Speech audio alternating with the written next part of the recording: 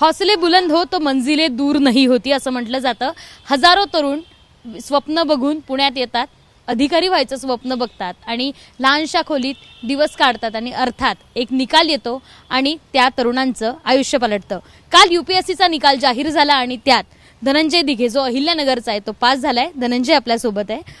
काय वाटतंय, तुझ्या चेहऱ्यावरचा आनंद, तो कॉन्शियसनेस दिसतोय? काल जेव्हा रिझल्ट लागला तेव्हा खूप असं फिलिंग समजत नव्हता काय होतं. खूप ओव्हरवेल्मिंग होतं माझ्यासाठी. आनंद होत होता. घरच्यांना सांगितलं, घरचे एकदमच रडायला लागले कॉलवरती. तर तो खूप आनंद मलाही होत होता आणि कुठंतरी सॅडनेससुद्धा होता.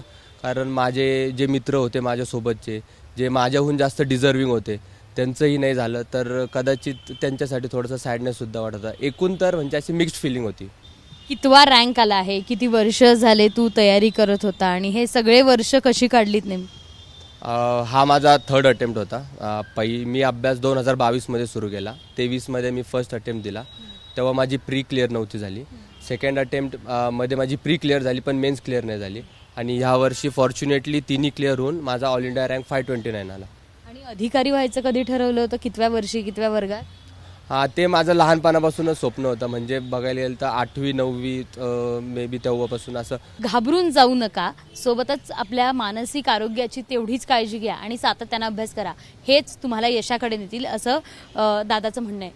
कॅमेरामन विजय राऊत सह शिवानी पांढरे, ABP माझा, पुणे.